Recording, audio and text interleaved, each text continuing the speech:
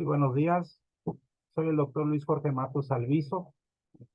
Agradezco al comité organizador, en especial al doctor Antonio Lara Pérez, por su invitación a participar en este primer Congreso Internacional de Pediatría de Primer Contacto. El tema que hoy nos ocupa va a ser dengue, intervención primaria en el primer nivel de atención.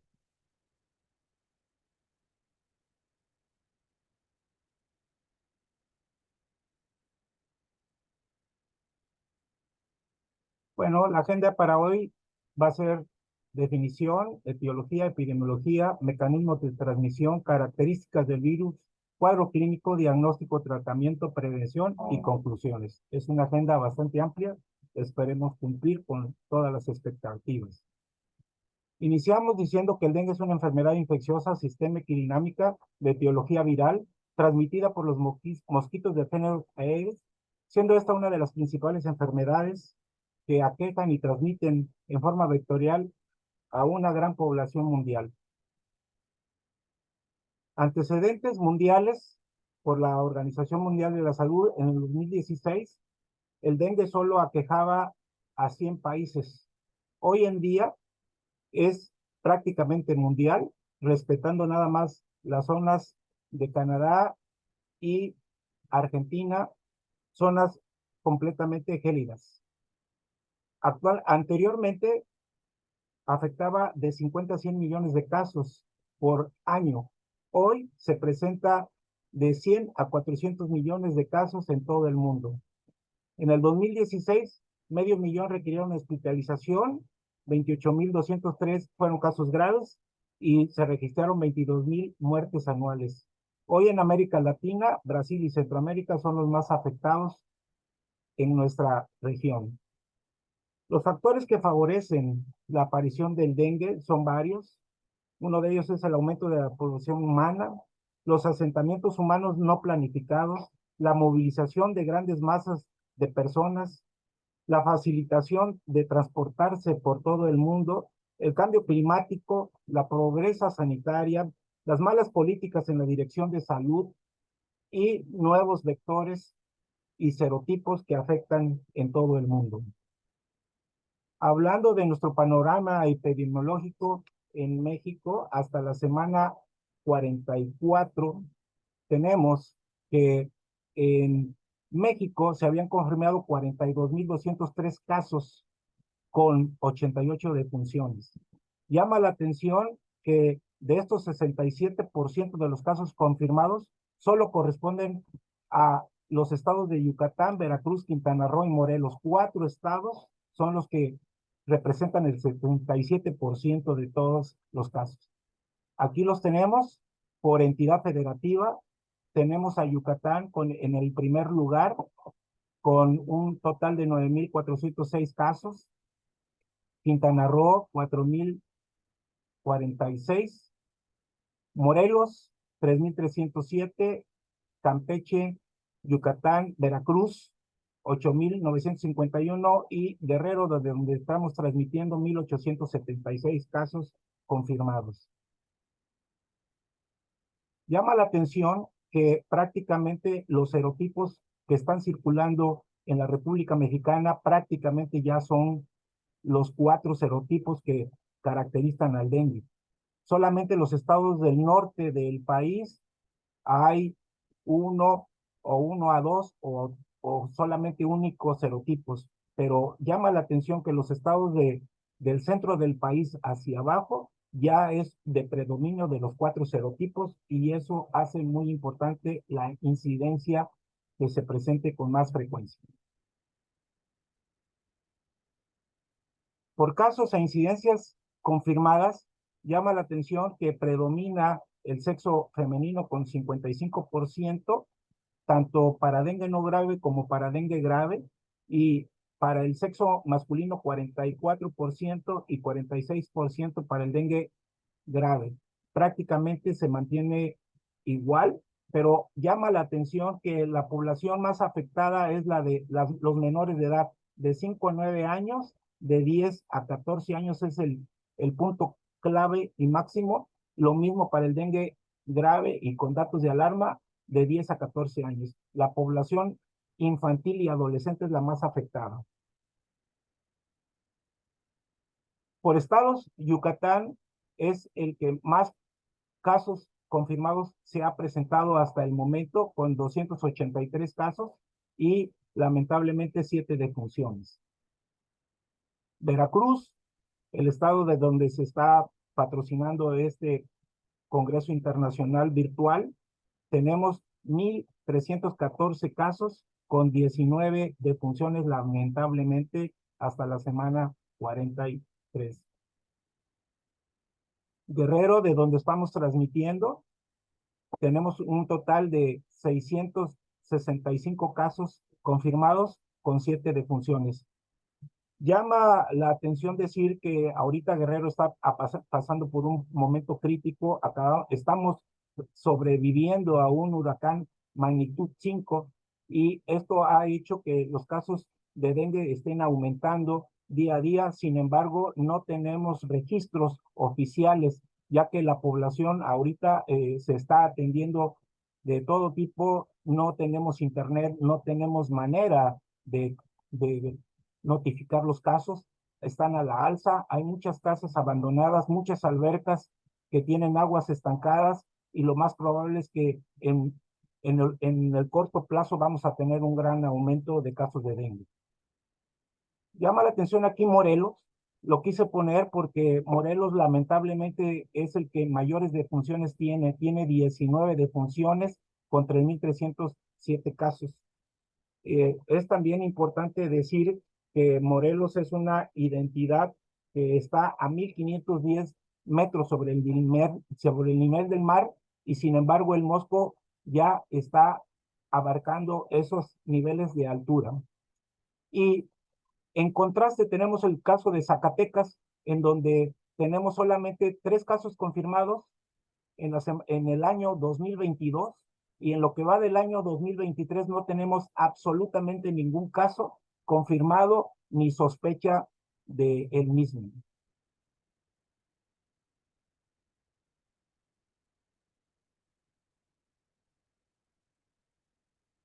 Bueno, vamos a hablar del mecanismo de transmisión del dengue. El virus del dengue es transmitido por un vector que es a base de el mosquito Aedes aegypti. La hembra prácticamente pica al ser humano infectado por el virus dengue y esto hace que se transmita la enfermedad. El Aedes aegypti tiene otra variedad que es el Aedes albopicus, que es un mosco también de la especie Aedes y que ambos transmiten virus Zika, chikungunya y el virus del Nilo Oriental. Esta especie es tropical y subtropical. Es una especie que ronda y vive a 45 grados de latitud norte y 35 grados de latitud sur. Prácticamente es una especie tropical de climas cálidos y que permanece y sobrevive en alturas menores a 2,200 metros sobre el nivel del mar.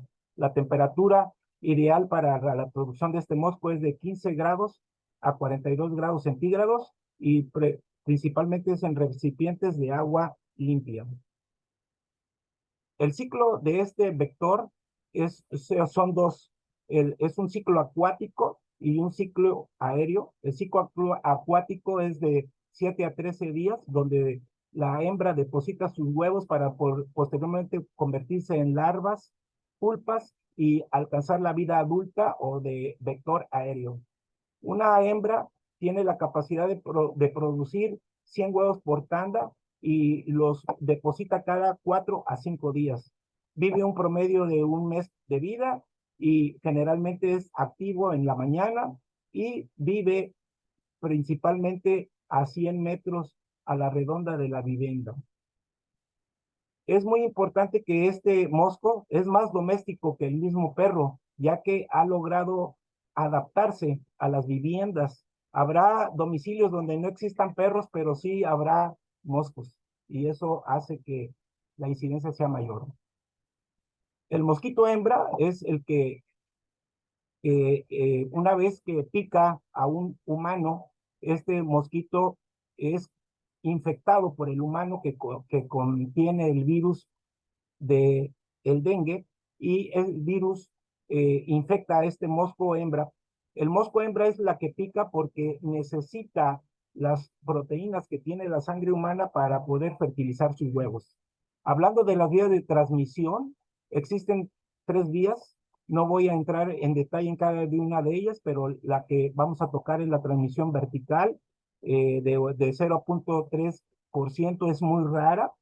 Existe también la vía transfusional, y una tercera vía que es la vía de origen sexual. Hablando de la gente, prácticamente del virus, el virus es un ARN virus del género Flavivirus, de la familia Flaviviridae. Como todos los demás flavivirus, son virus esféricos envueltos, contienen una cadena simple de polaridad positiva de ARN como genoma, la cual codifica 3 proteínas estructurales, que son la proteína C, que corresponde a la cápside, la proteína M, que corresponde a la membrana, y la proteína E, que corresponde a la envoltura. Y además contiene 7 proteínas no estructurales, que son la NS1, la NS2A y la NS2B. También contiene la NS3, la NS4A y la NS4B, y finalmente la séptima, que es la NS5. En función a sus diferentes antígenos y la genética del virus, este se clasifica en 4 serotipos: el dengue virus 1, el dengue virus 2, el dengue virus 3 y el dengue virus 4. Pero a la misma vez, estos serotipos se dividen en genotipos. Para el dengue 1 corresponden 6 serotipos, para el dengue virus 2, 6 serotipos, de los cuales los más comunes es el 1, que corresponde al americano, el genotipo 2 cosmopolitan, el genotipo 3 asiático americano meridional, el genotipo 4 asiático 2, el genotipo 5 asiático 1 y el genotipo 6 selvático. El dengue virus 3, para él corresponden 4 genotipos, y el dengue virus 4, para él corresponden otros 4 genotipos. La infección humana por un serotipo produce inmunidad para toda la vida contra la infección por este serotipo, pero el paciente queda susceptible a los otros 3 serotipos.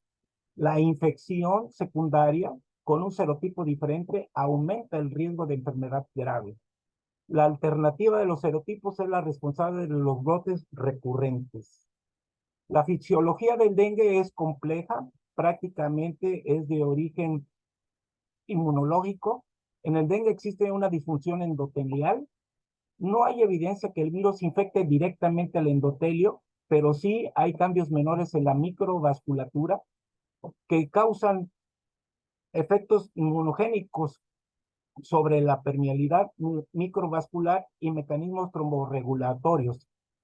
Al mismo tiempo, hay alteración transitoria en la función del glicocálice endotelial y la filtración de las proteínas y albúmina, que son los responsables de la albuminemia y la proteinuria.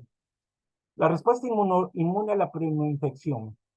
Iniciada la infección, existe una respuesta con producción de interferones de tipo 1, y se activa el sistema de complemento, donde la proteína S1 es un factor altamente inmunogénico con producción de células B, de inmunoglobulinas G1 contra los antígenos virales, con predominio de la IG1 e IG3. La IgM se detecta hacia el quinto o sexto día por medio de ELISA y puede permanecer positivos de 2 a 3 meses. La respuesta inmune en una segunda infección. El comportamiento en una segunda infección en una segunda infección por dengue virus, se observa una respuesta exagerada de IgG acelerada en contraste a una IgM disminuida.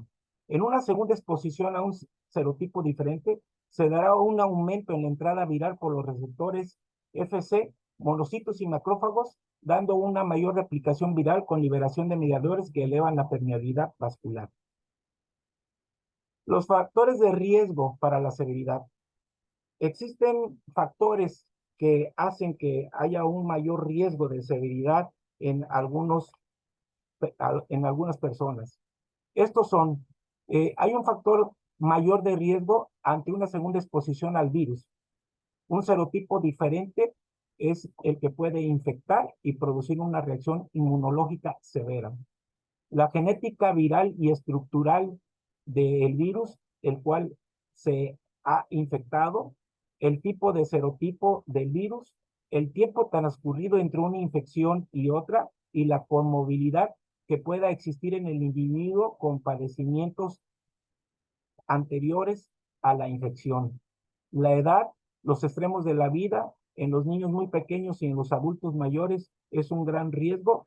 Y también otro factor de riesgo es que existan circulando dos o más serotipos, como lo vimos en las gráficas anteriores, donde en la República Mexicana ya se encuentran circulando en la mayoría de los estados los 4 serotipos. El cuadro clínico por dengue eh, es muy común después de un periodo de incubación de 3 a 7 días de la infección. En la gran mayoría de las infecciones hay que tomar en consideración que muchas de las infecciones son asintomáticas o subclínicas. No necesariamente tiene que haber un periodo de, de padecimientos clínicos. Las características de la enfermedad por dengue. El dengue es una enfermedad sistémica de inicio súbito que forma una dinámica muy importante, ya que va a producir manifestaciones clínicas que pueden progresar de graves a no graves y que la enfermedad puede tomar un curso impredecible.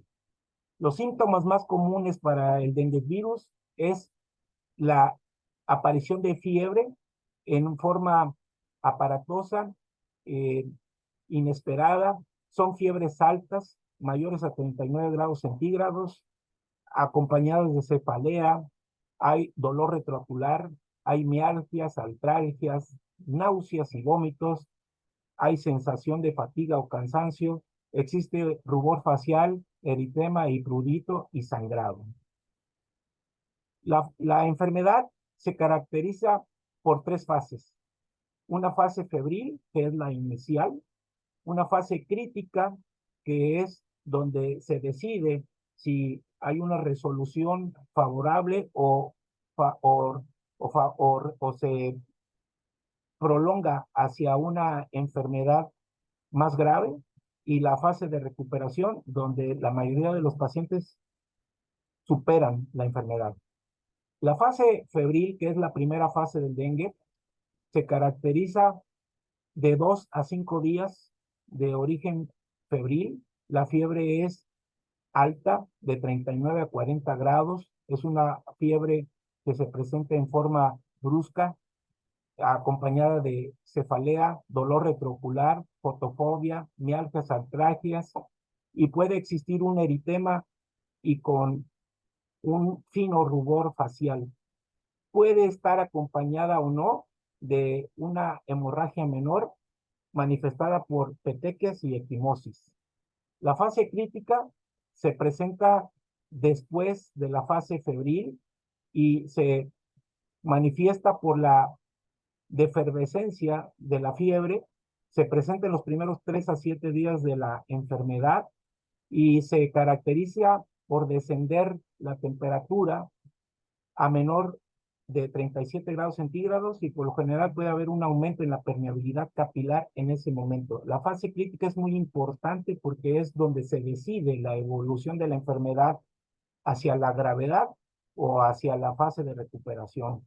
Paralelamente, se incrementan los niveles de hematocrito en esta fase crítica debido a la extravasación del plasma y puede asociarse con hemorragias. En la fase crítica es característica por un dolor abdominal intenso, persistente.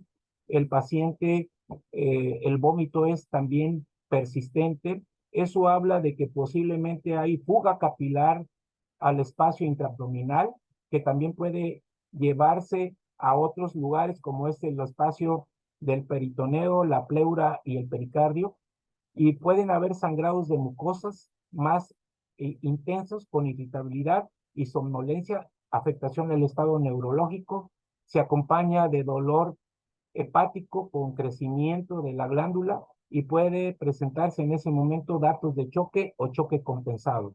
Esta fase crítica dura de 24 a 48 horas. Una vez que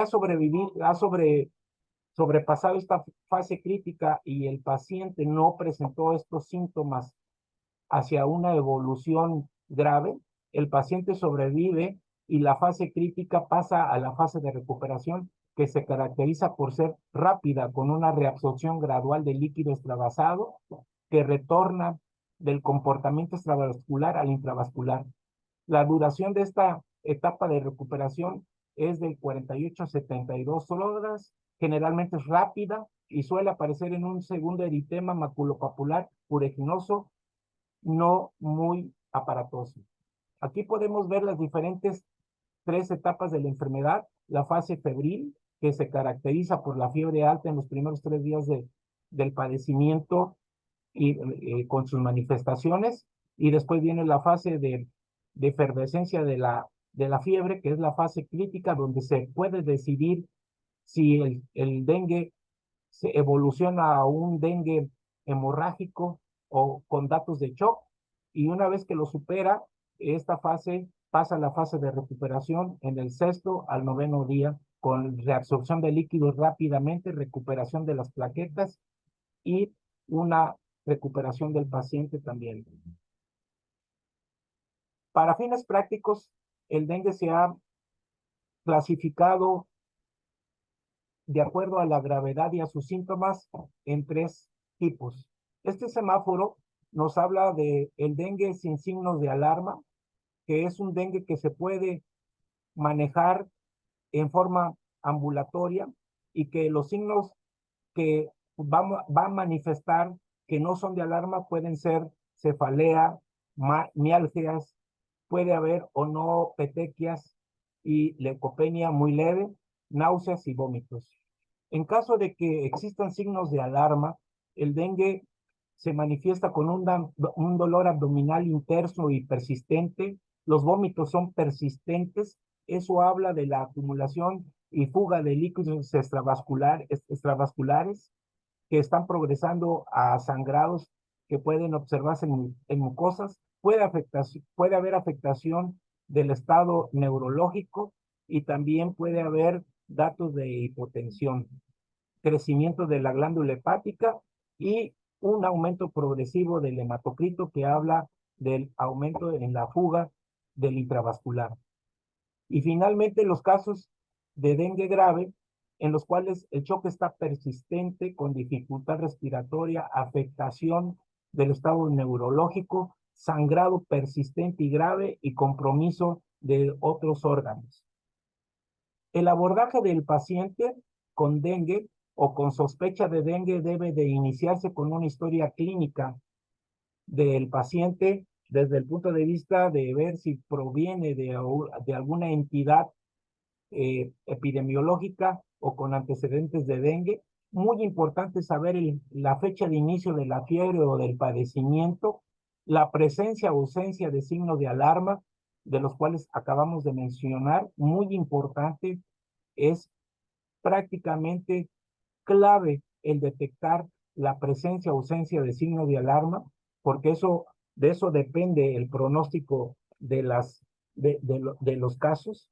La exploración física incluye todos los signos vitales: tensión arterial, temperatura, frecuencia cardíaca, frecuencia respiratoria y estado neurológico del paciente, y sobre todo los datos de donde provenga el paciente, si son datos endémicos, y las características de la vivienda.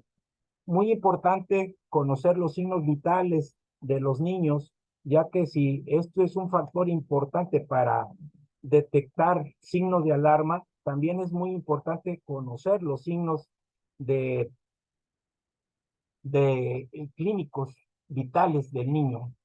Aquí tenemos los diferentes las diferentes tensiones arteriales de acuerdo a la edad y los kilos del paciente, y también es muy importante la evaluación hemodinámica para poder saber si el niño se encuentra con una circulación estable o está teniendo datos de shock compensado o definitivamente está en shock ya hipotenso.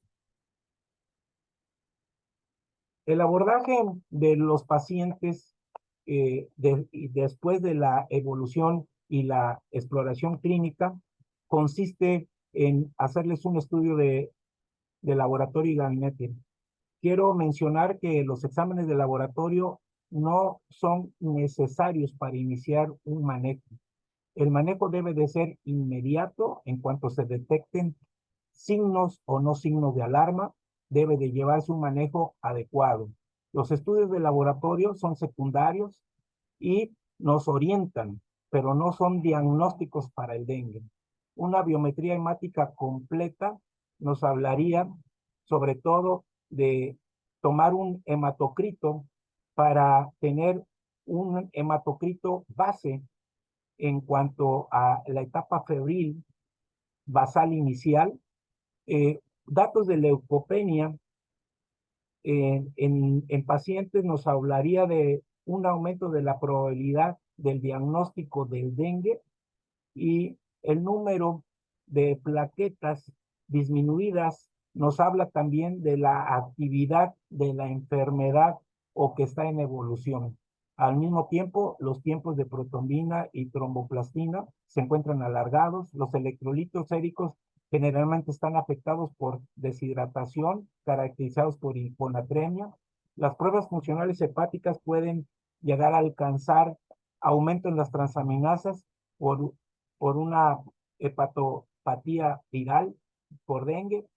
En el examen general de orina generalmente se encuentra albuminuria y en los ultrasonidos y los del laboratorio pueden existir datos de derrame o ascitis pericárdica. Aquí vemos afectación del hematocrito con afectación importante del número de plaquetas y los leucocitos pueden o no estar normales. La confirmación diagnóstica para el dengue puede ser de dos tipos. Una confirmación con pruebas directas e indirectas. El aislamiento viral es una de las pruebas directas. Sin embargo, se requieren ciertas especificaciones y laboratorios importantes para hacer el cultivo viral. Se puede hacer un cultivo del virus en los primeros 3 días de la vida y generalmente la prueba eh, principal de ayuda diagnóstica y sospecha es la PCR, que se puede tomar en los primeros 5 días de la evolución y de ellas la prueba de oro es la detección del antígeno NS1, que puede estar presente desde el mismo momento, desde el periodo de incubación hasta en los del primero al quinto día de iniciada la enfermedad. La prueba de ELISA es una prueba que se puede utilizar en etapas más tardías, del quinto al 28 día, y va a detectar cifras altas de IgM. Y finalmente la inhibición de hemaglutinación para la IgG, que está presente a partir de la primera a la cuarta semana de iniciada la enfermedad. La prioridad no es hacer el diagnóstico, es identificar la fase en que están los datos de alarma y atender la urgencia. Los métodos de diagnóstico del dengue son en fase febril el cultivo viral, como ya lo mencioné, que es una sensibilidad de 80 al 90%, y de ellos el antígeno SN1 es el principal y el más práctico que tenemos. En la fase de efervescencia de la fiebre, podemos tener positiva al cuarto o quinto día de inicio de la fiebre, el antígeno SN1, y en la fase de convalecencia, la IgM o la IgG positivas a partir del séptimo al 10º día de inicio. Una reinfección por otros serotipos se pueden observar con la IgM muy elevada.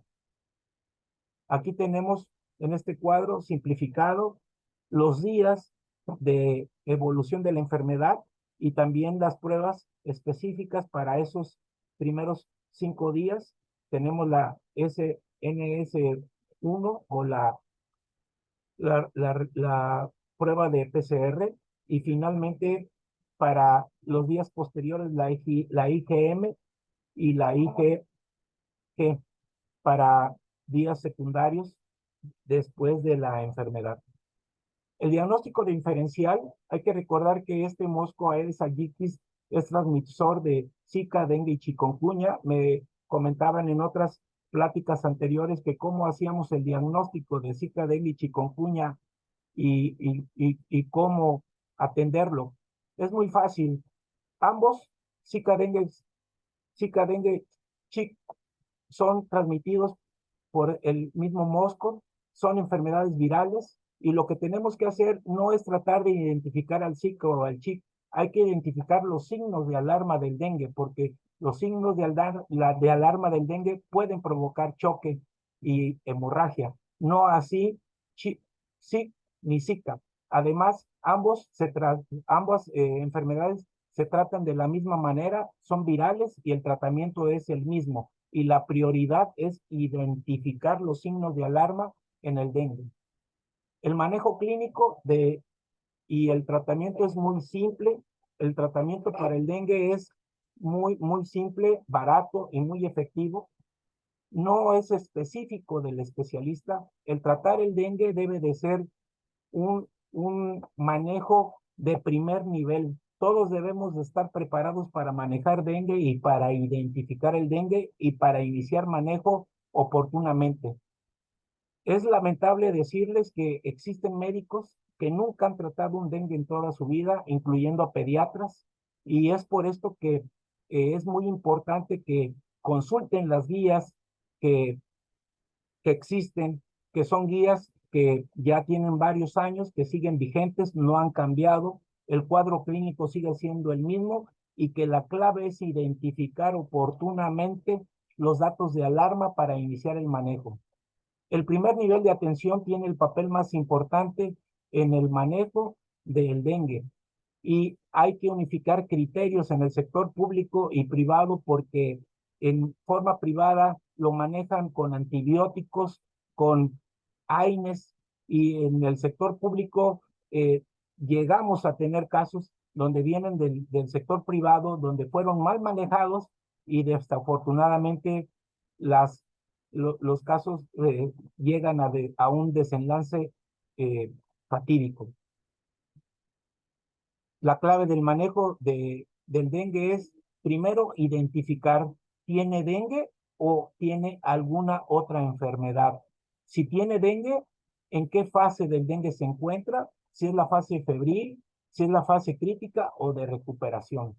Si tiene signos o no de alarma y cuál es el estado hemodinámico y de hidratación que guarda este paciente en el momento en que lo identificamos.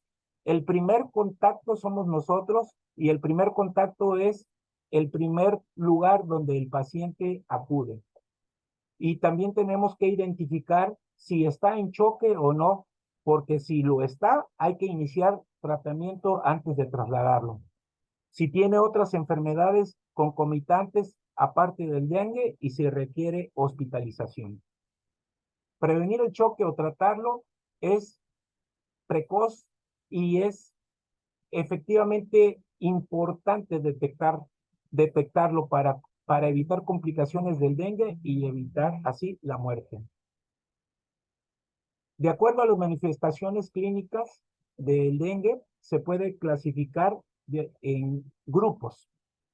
Para esto, de acuerdo a las manifestaciones clínicas que ya hablamos, tenemos un grupo A, que puede ser un grupo que puede recibir tratamiento ambulatorio y que puede irse a casa, un grupo B, que necesita un tratamiento hospitalizario y finalmente un grupo C, que requiere terapia intensiva de urgencia. Para el grupo A, el responsable de la atención de este tipo de pacientes son definitivamente los centros de salud, en los cuales se inicia y se detecta el, el padecimiento, y si es un grupo que no tiene factores de riesgo, se le inicia manejo ambulatorio con citas diarias. El grupo B se divide en dos, en B1 y B2. El B1 es para grupos que no tienen signo de alarma, pero sin embargo tienen otras comorbilidades, como son menores de edad, menores de 5 años de edad y prácticamente menores de 1 año de edad, o adultos mayores, o que tienen alguna comorbilidad como cardiópatas, hipertensos, diabéticos, o que están en abandono social. Esos grupos, aunque no tengan signos de alarma, no pueden ser manejados sin supervisión. El dengue para el grupo B son grupos que tienen signos de alarma que ya mencionamos y que requieren supervisión e internamiento diario. Y finalmente un grupo C donde existe datos de alarma y que requiere urgentemente terapia intensiva. Aquí es donde se deciden prácticamente la, la, el pronóstico de un paciente con dengue. En estos centros de salud son los que deben de decidir hacia dónde va un paciente y dónde se deben de y cómo se deben de identificar los signos de alarma. El manejo para el grupo A se inicia con una evaluación clínica diaria en este centro de salud, se identifican si tienen o no signos de alarma, se realiza un hemograma al menos una vez cada 48 horas para tener una referencia basal del hematocrito, plaquetas y leucocitos, y si presenta un signo de alarma, se le dice al paciente que debe de acudir inmediatamente a recibir asistencia médica. ¿Quiénes pueden enviarse a su hogar? Se envían los que toleran volúmenes adecuados de líquidos orales, los que orinan al menos una vez cada 6 horas, los que no tienen signos de alarma, no se encuentran en el periodo de efervescencia de la fiebre, no tienen factores de riesgo social ni comorbilidad asociada, y evitar automedicarse, antibióticos y AINES. En el grupo A, ¿cómo se debe de tratar? Se debe tratar con reposo relativo en casa. Hay una fórmula muy conocida que es la de Holly Cigar, que para menores de 10 kilos se les debe de ofrecer 100 mililitros por kilo día. Para niños de 11 a 20 kilos, de 1000 mililitros más 50 mililitros por kilo día, arriba de 10 kilos al día. Y para más de 20 kilos, 1500 mililitros más 20 mililitros por kilo, arriba de 20 kilos al día. Para el grupo A, el manejo ambulatorio va acompañado de paracetamol a 10 miligramos por kilo dosis cada 6 horas. Y muy importante, el metamizol. Está comprobado que el metamizol es inocuo. Tenemos un estudio de la Asociación de Medicina Interna Mexicana del 2008, donde se trataron pacientes con dengue hemorrágico y dengue no hemorrágico, en el cual no tuvieron absolutamente ninguna modificación ni afectación. El metamizol es para pacientes con difícil control de la temperatura o con antecedentes de crisis convulsivas por fiebre. Se puede utilizar a 10 miligramos por kilo dosis cada 6 horas con plena confianza. Aparte, el control térmico por medios físicos, la hidratación y alimentar y educar sobre los signos de alarma para acudir en caso que sea necesario. Para el grupo B, que son los pacientes que no tienen signos de alarma, pero que tienen comorbilidades, hay que hidratarlos vía oral lo más rápido posible, si toleran la vía oral, y en caso de intolerancia, hay que canalizarlos con soluciones cristaloides al 0.9%, de 2 a 4 mililitros por kilo hora, y monitorizar los signos vitales. Para el grupo B, que sí tiene signos de alarma, para ellos se debe de iniciar una hidratación con cristaloides a 10 mililitros kilo hora en 1 hora, y si persisten los signos de alarma y diuresis menor a 1 mililitro por kilo hora, repetir esta misma dosis 1 o 2 veces más, y si hay mejoría, reducir gradualmente la infusión de líquidos. Aquí tenemos un pabellón que abrimos recientemente por el aumento de casos de dengue en mi hospital. Tenemos el grupo B de esquema de hidratación para pacientes que requieren infusiones de soluciones. Estos pacientes se hidratan en un periodo de 6 a 8 horas con 10 mililitros por kilo hora para la primera hora. Esto puede ser hasta 1 o 2 veces y posteriormente, si hay mejoría, reducir la infusión a 5 o 7 mililitros por kilo hora de 2 a 4 horas. Finalmente, 3 a 5 mililitros por kilo hora de 2 a 4 horas y una dosis de mantenimiento de 2 a 3 mililitros kilo hora para las siguientes 24 horas. El grupo C es muy importante que si detectamos en primer nivel grupos o pacientes que tienen datos de choque, lo primero que tenemos que hacer es tratar el choque antes de trasladarlo. El choque puede manifestarse en forma compensada con taquicardia, estar normotenso o puede estar en un choque hipotensivo, pero tiene datos de hemorragia, tiene datos de dolor abdominal persistente y datos de falla orgánica con afectación neurológica. Estos pacientes se tratan con bolos de 20 mililitros por kilo de 10 a 15 minutos hasta tratar de mejorar la tensión arterial y de acuerdo a respuesta ajustar los líquidos antes de trasladarlo a un tercer nivel. El tema de las plaquetas solamente se transfunden si llega a haber unas plaquetas menores a 5,000 y si aún hay presencia de sangrado o si va a ser sometido el paciente a un acto quirúrgico o que todos los anteriores estén presentes. ¿Qué hay que hacer y qué no hay que hacer? Hay que avisar a los pacientes cuando deben de regresar al hospital, hay que reconocer el periodo crítico que es el periodo de la efervescencia, hay que reconocer los datos de shock y hay que administrar siempre soluciones coloides. No hay que usar esteroides, no hay que usar antibióticos, no hay que usar AINES. Las consideraciones que debemos de tener es la gravedad de la enfermedad depende de la carga viral y la magnitud de la respuesta reactiva a la fase aguda.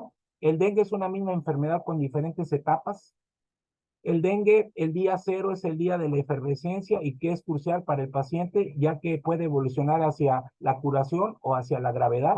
El primer nivel de atención es el más importante para su manejo y reconocer los signos de alarma y gravedad es lo más importante. Sin prevención no hay dengue. Es muy importante las campañas de abatización, fumigación, descacharrización. La vacuna contra el dengue todavía es una vacuna que no está muy bien aceptada. Existen 390 millones de infecciones cada año y de esos 75% de los casos no presentan síntomas. La vacuna actualmente en México existe la Dengavaxia, que es de Sanofi Pasteur y que contiene los 4 serotipos y como pueden ver, para el DEN 2 solamente tiene una eficacia del 42.3% y para el DEN 4 77.0%, para el DEN 1 50.3% y para el DEN 3 74%. No cubre completamente al 100%. Existe un estudio en Filipinas en el 2017 donde se observó que el riesgo de aplicar la vacuna era mayor porque la vacuna podría actuar como una primera infección y esto produjo infecciones que aumentaron en pacientes la severidad de los pacientes vacunados. Actualmente se recomienda no aplicar la vacuna en menores de 9 años y hasta los 45 años en zonas endémicas y existe el riesgo de que esta vacuna se comporte como una infección asociada. En conclusión, el dengue ha sido en el pasado y en el presente y en el futuro un problema de salud pública. Necesitamos más eficiencia de los programas de salud y de su control. Las autoridades sanitarias prefieren atender la contingencia para combatir las epidemias en lugar de implementar medidas de prevención y para evitarlas. Y quiero concluir diciendo que el animal mortífero más mortífero del mundo es el mosco. Después del ser humano, el mosco es actualmente el, el, el vector, es el animal más peligroso que existe en el mundo. Finalmente, quiero pedirles una disculpa por la imagen promocional de mi persona que no corresponde a la que hoy es la mía. Pues esta es la primera vez que me dejo crecer la barba, pero también es la primera vez que Acapulco queda devastado ante la severidad de un huracán magnitud 5, en el cual casi lo pierdo todo. Gracias a Dios no fue así. Hoy estamos tratando en día de trabajar hora tras hora, día tras día, para tratar de recuperar la normalidad y volver a restablecer. Este fue mi pabellón de dengue, así quedó, así está actualmente, y este es el puerto de Acapulco que lo estamos nuevamente construyendo para volverlos a recibir a todos ustedes con los brazos abiertos. Muchas gracias por su atención y adiós, mucho más.